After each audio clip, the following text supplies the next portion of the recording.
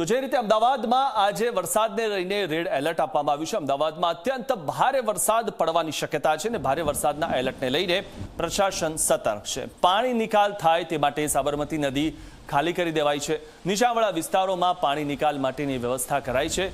તો રિવરફ્રન્ટમાં નદીના તળિયા દેખાવા લાગ્યા છે। ઉલ્લેખનીય બાબત એ છે કે જે રીતે હાલમાં વરસાદ અમદાવાદમાં પડવાનો છે અને તેની જે આગાહી કરવામાં આવેલી છે તો નદી જે છે તેને ખાલી કરી દેવામાં આવી છે, કારણ કે વાસણા બેરેજના દરવાજા જો ખોલવા પડે અને વધુ મુશ્કેલી ન થાય તે માટે આગોતરા આયોજન પ્રમાણે નદીને ખાલી કરી દેવામાં આવી છે।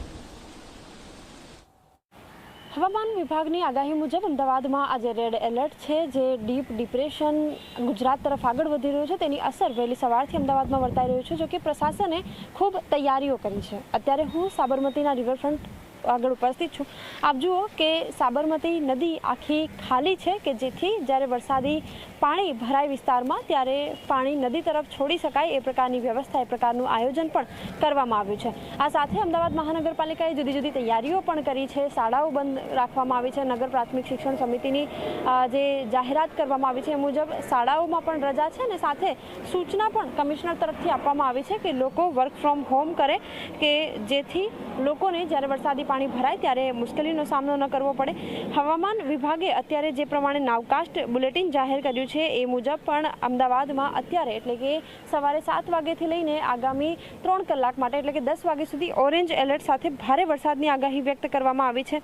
રેડ એલર્ટની વાત કરીએ તો અત્યંત ભારે વરસાદ ખેડા, આણંદ, વડોદરા, ભરૂચ, નર્મદા, સુરત, તાપી, નવસારી, ડાંગ, વલસાડ, દમણ, દાદર નગર હવેલી, અમરેલી, ગીર સોમનાથ, દીવ, ભાવનગર અને બોટાદમાં વ્યક્ત કરવામાં આવી છે।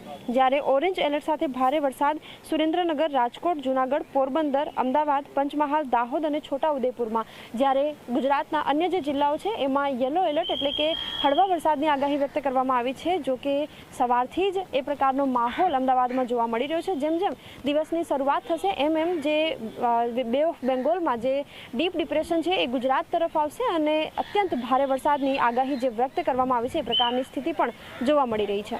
કેમેરામેન તુષાર શાહ સાથે સપના શર્મા, ઝી 24 કલાક, અમદાવાદ।